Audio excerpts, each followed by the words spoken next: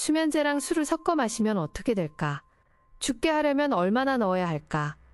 방금 들으신 이 말, 공포영화 대사가 아니에요. 2026년 대한민국을 충격에 빠뜨린 20살 김소영이 범행 직전에 AI한테 실제로 물어본 내용이거든요.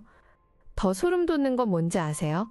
첫 번째 피해자가 안 죽고 살아나니까 아, 약이 부족했구나 하면서 다음 사람한테는 약을 정확히 2배 넘게 넣었다는 거예요. 얘는요, 단순히 사람을 죽인 게 아니라 AI를 이용해서 어떻게 하면 확실하게 죽일지를 철저하게 공부했거든요.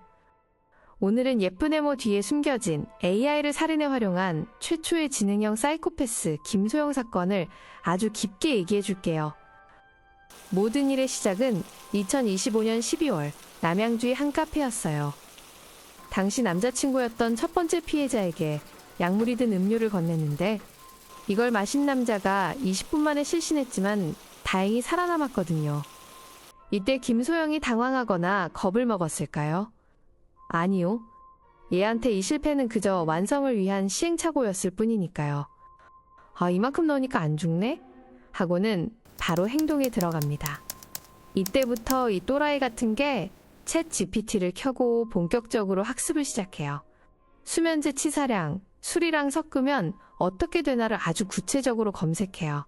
살아남은 첫 피해자를 일종의 데이터로 삼아 정신과를 돌며 PTSD 연기로 약물을 모으고 AI한테 물어본 치사량대로 다음 타깃들에겐 약물 용량을 정확히 2배로 늘리는 업그레이드를 감행한 거죠. 약물 용량을 높인 김소영의 두 번째 사냥은 1월 28일 서울 수유동에서 벌어집니다. 그녀는 데이팅 앱에서 재력이 있는 척 포장하며 남성들을 죽음의 밀실로 유인했어요. 얘가 남자들 꼬실 때 뭐라고 했는지 알아요? 오빠 자취방 가고 싶어. 밖은 추우니까 방 잡고 맛있는 거 시켜 먹자. 이렇게 다정하게 카톡을 보내면서 피해 남성들이 이 상황을 연애라고 믿게끔 심리적 지옥으로 끌어들였고 경계심을 완전히 무너뜨린 거죠. 이건 여러분이 보아왔던 전형적인 가스라이팅 수법 중 하나일 거예요. 결과는 김소영의 계획대로였습니다. 남성은 싸늘한 주검으로 발견됐고 김소영은 여기서 2배 증량한 약물이 효과가 있다는 확신을 얻습니다. 그녀의 대담함은 극에 달해 체포되기 직전까지 인스타그램에 샵 마팔환영 같은 해시태그를 달며 웃는 셀카도 올리고 더 활발하게 다음 대상을 탐색함과 동시에 일상 알리바이를 조작하기 시작해요. 그런데 여러분, 여기서 끝이 아니에요. 지금 경찰이 공식 확인한 사망자 2명 말고도 내사 중인 의심 사례가 3건 더 있거든요. 그녀가 준 음료를 마시고 기절했다는 남성들이 줄지어 나타난 건데 만약 이게 사실이라면 이건 단순 연쇄살인을 넘어선 무차별 테러에 가까운 거예요. 그리고 불과 열흘 뒤인 2월 9일 세 번째 사건입니다. 피해자 A씨와 초밥집에서 81,800원을 먹고 모텔로 입실한 김소영은 A씨가 쓰러지자 기괴한 대폭식을 시작해요. 치킨집에서 131,800원, 무려 22가지 메뉴를 주문합니다. 배달기사가 놀랄 정도의 양이었는데 그녀는 피해자 카드로 결제하고는 그가 죽어가는 옆에서 음식을 먹고 남은 건 비닐봉지에 싹 싸들고 유유히 빠져나왔어요. 밤 10시 23분, 퇴실한 김소영은 택시 안에서 이미 숨진 피해자에게 이런 메시지를 보내요. 오빠, 내가 갑자기 생리가 터져서 먼저 가요. 현금 다발 주시고 맛있는 거 사주셔서 고마워요. 자고 있어서 서운하지만. 죽은 피해자에게 자고 있어서 서운하다는 말을 덧붙인 것도 소름 돋는 포인트예요. 자기는 생리 중이라 배려받아야 할 상황인데 상대방은 잠만 자고 있다는 프레임을 씌워 오히려 자신이 피해자인 척 연기를 한 거죠. 이런 자작 카톡은 나중에 수사기관에 나는 끝까지 예의를 다했고 피해자가 살아있는 걸 보고 나왔다는 증거로 쓰려 했던 치밀한 계산이었습니다. 자기는 먼저 간다는 명분을 만들고 피해자는 자고 있었다고 꾸며서 사망 시간을 늦추려 한 부분까지 진짜 소름 끼치지 않나요? 살인을 저지른 직후에도 그녀는 태연하게 일본 여행을 다녀왔고 체포되기 직전까지도 셀카를 올렸습니다. 체포 후 실시한 사이코패스 테스트에서 무려 25점이 나왔어요.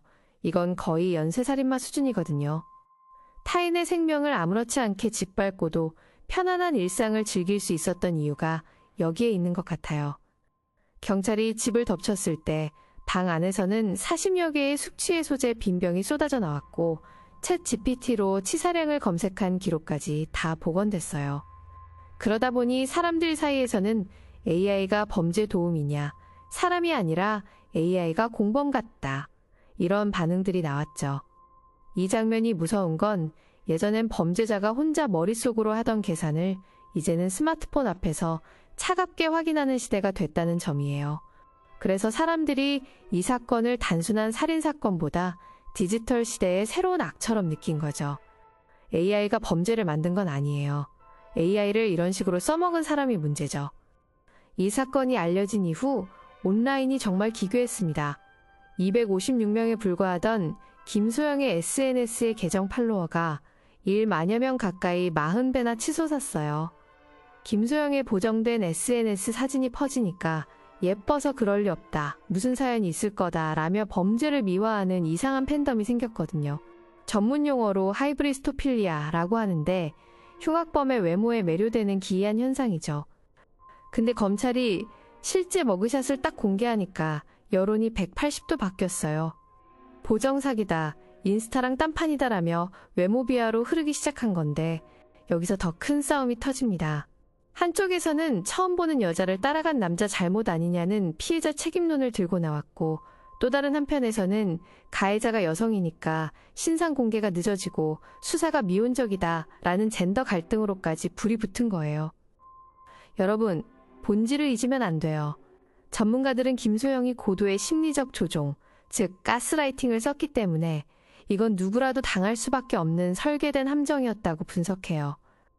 우리가 마주한 이 20살 살인마는 AI로 살인을 학습하고 SNS로 자신을 철저히 숨겼습니다. 불우한 환경이나 PTSD로 자신을 애써 포장하고 있지만 AI로 치사량을 검색하고 약물을 교묘하게 준비한 기록 앞에 드러난 김소영의 민낯은 사이코패스 살인마, 그 이상 그 이하도 아닙니다. 누군가 건네는 친절한 음료수 한 병이 당신의 마지막 기억이 될 수도 있다는 거. 죽음이 설계되어 있는 이 병을 건네받은 사람이 나라면 과연 우리는 우리 스스로를 지킬 수 있을까요? 여러분의 생각을 댓글로 남겨주세요. 사건의 밤, 오늘은 여기까지입니다.